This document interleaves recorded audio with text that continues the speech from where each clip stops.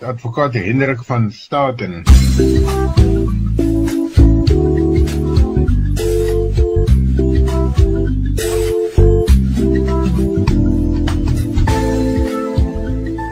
Lig op die reg deur advokaat Hendrik van Staten.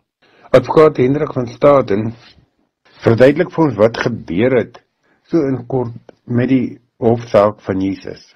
Ons weet dat die hofsaak van Jesus, soos beskryf word in Markus en ander evangelies, totaal met voorbedagte rade, met valsheid, deurspek was. Dat daar eintlik niks is daarvan wat waar en regverdig gebeur het nie. Ons kan dit beste sien uit die feit dat selfs die heidense koning en gouverneur nie 'n oordeel wil vel nie, maar dat die kerkmense van daai tyd, hulle was die een wat gesê het en die volk aangemoedig het om te sê, kruisig hom. Luisteraars, Willem, ja, op hierdie Paasfees praat ons oor Jesus se hofsaak. Dus soos wat ons weet, is Suid-Afrika tussen Romeins-Hollandse reg en daar is eintlik 'n hele paar direkte lyne na die Romeinse reg. Nou, Jesus was verhoor involge die Romeinse reg, omdat destyds was Judea, waar Israel nou deesdae is, deel van die Romeinse ryk. Daar was hele sameswering gewees om Jesus dood te maak en dit is baie duidelik volgens Markus 14 vers 1, want dit is die Pasga en die fees van die ongesuurde brode wat oor 2 dae sou wees en die owerpriesters en die skrifgeleerders het na Jesus gesoek met die doel om gevange te neem en dan nou dood te maak.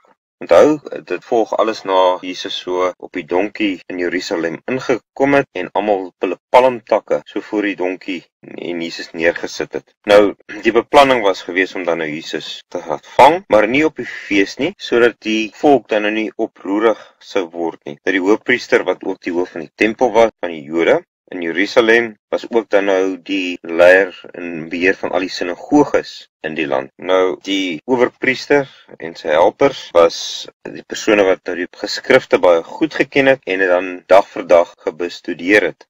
Nou, dit is ook so dat hulle bedreig gevoel het, omdat Jesus gesê het, sy koninkryk is nie van die wêreld af nie, en dat hulle op 'n manier bang gevoel het vir Jesus, wat hulle basies uitgedaag het, en dat hulle moontlik hulle eie magte sou moes inboet. Nou, terwyl Jesus nou die nag in Getsemane besig was om te bid, het daar bende manne met swaarde en stokke en wat gewapen was aangekom, wat uitgestuur is deur die hoofpriester om Jesus dan nou gevange te neem, en Jesus was saam in die tuin met sy disippels, en een van hulle was Judas gewees. Nou, soos wat ons weet, het Judas vorentoe gestap en Jesus gesoen, om vir hierdie gewapende manne dan die aanduiding te gee, wie die persoon is wat hulle moes vang. Nou, soos wat ons weet, het hulle toe vorentoe gegaan, en Petrus het toe nader gestap met 'n swaard een van die hoofpriester se amptenare se oor afgekap, want hy wou vir Jesus verdedig het, maar Jesus het egter geweet wat sy roeping is en sy doel op aarde, want ons weet die profesie moes vol word, dat hy neerdal na die aarde toe en dat hy op die kruis vir ons moes sterf, sodat hy die dood kan oorwin en met sy lewe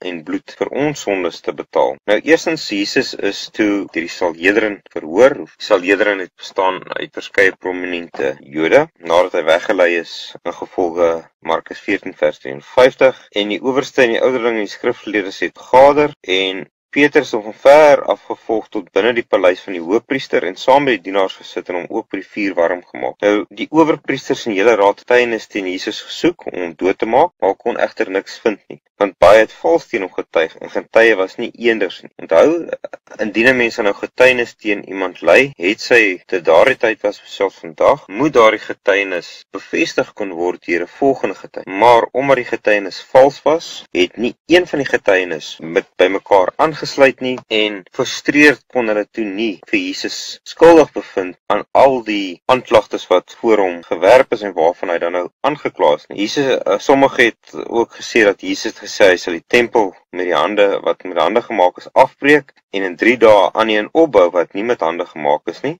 En selfs toe hulle dit getuig het, was hulle getuienis nie eensstemmig gewees. Toe die hoofpriester toe in die middag opstaan en vir Jesus vra, antwoord u dan niks nie? Vat hierdie manne teen die getuig, het hy egter stil gebly en nie 'n antwoord gegee nie. So Jesus het basies, as mens gaan kyk, op daardie stadium dan nou gebruik gemaak van sy swygreg, en dit is iets wat nog steeds in die Suid-Afrikaanse reg erken word, jou swygreg, want jy het 'n reg om jouself nie te inkrimineer teen getuienis, veral waar die getuienis mekaar weerspreek en waar hulle teendeel nie 'n misdryf openbaar nie. Nou, die hoofpriester het toe aan Jesus die vraag gestel, is u die Christus, die seun van die geseënde God? En Jesus het geantwoord, ek is. En die almal sal die seun van die mense aan die regterhand van die krag van God sien sit en met die wolke van die hemel. Toe skeer die hoofpriester sy klere en sê, wat het ons nog getuienis voor nodig? Julle het die godlastering gehoor, wat dink julle? En hulle het almal wat hom veroordeel dat hy die skuldig was. So basies het die hoofpriester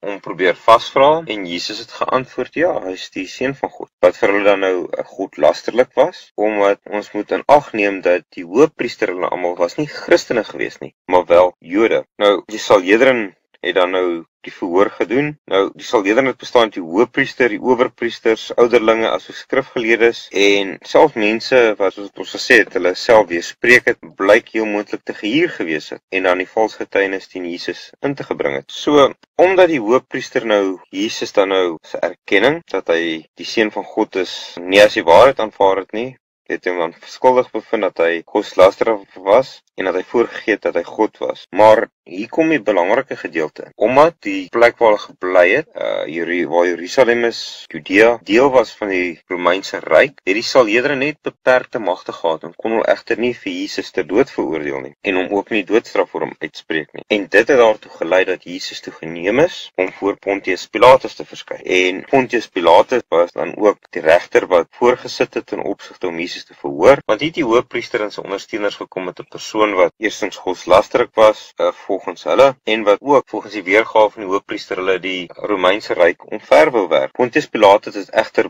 baie vinnig agtergekom, maar dat Jesus daadwerklik onskuldig en dat hierdie vals beweringe wat teen hom gemaak het, geen water dra nie. Dit het egter ook duidelik aan hom geblyk dat die Joodse leiers Jesus wel wou doodmaak, omdat hulle hom gehaat het en jaloers was op hom, maar ook omdat hy 'n bedreiging vir hulle ingehou het. Want as Jesus koning sou word met sy volgelinge, dan het die Joodse raad ook nie meer enige krag of sê gehad in Jerusalem nie. Nou, toe Pontius Pilatus besef dat Jesus onskuldig is, het hy dan ook die nodige stappe begin neem om seker te maak dat Jesus wel losgelaat, vrygelaat. Nou, een van die dinge wat gedoen was om dan aan te bied dat 'n persoon wat vermoord skuldig bevind was vroeër ook losgelaat kan word. So, omdat die plaaslike bevolking dan nou voor die paleis bymekaar gekom het, het Pontius Pilatus vir hulle keuse gegee. Of ons laat die moordenaar Barnabas vrygaan, wat mense vermoor het, of Jesus, want hy het geglo dat die algemene bevolking sou ook kies dat Jesus liewers vrygelaat word in plaas van Barnabas.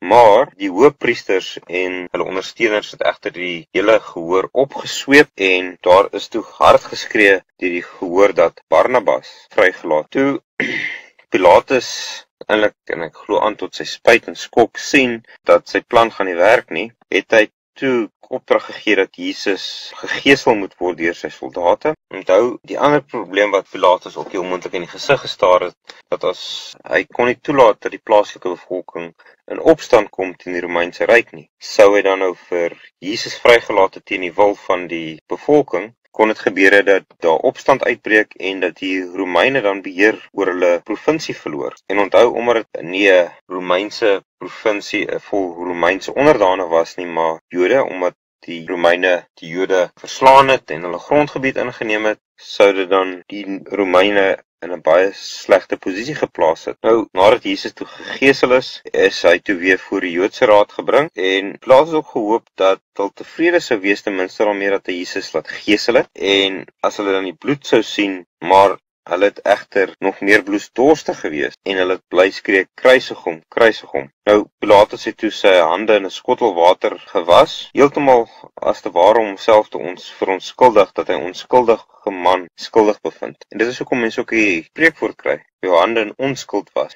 Want Pilatus het sy hande gewas en daarna het hy toe vir Jesus oorhandig aan die soldate om gekruisig te word. So Jesus is dus onskuldig gemartel en ter dood veroordeel. En dit moes egter gebeur, want dit is in die groter konteks dat Jesus moes aan die kruis sterf vir ons sondes en moes dan weer terug aarde toe kom nadat hy plek gaan berei het in die hemel. So dis die hofsaak van Jesus en dis baie interessant om te sien hoe hofsaake in daai tyd ook nog eintlik heel verbintenis het met hofsaake wat ons vandag nog kry en selfs hier in Suid-Afrika. Net soos mense kry daardie tyd, is daar ook regters wat heel moontlik uitsprake maak wat nie korrek is nie, maar anders as Pontius Pilatus kan hulle nie hulle hande in onskuld was. En vandag sit daar nie en kan regters wel aanspreeklik gehou word. Luisteraars, ek wil vir julle geseënde Paasfees toewens. Ek hoop dat u tyd met u gesin en familie of vriende sal deurbring en dat ons sal terugdink wanneer ons daardie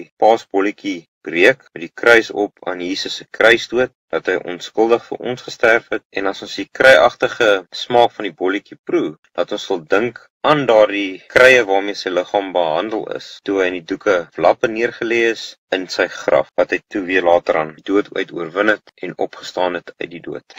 Geseënde Paasweek en ons gesels weer. Groete van my, advokaat Hendrik van Staden.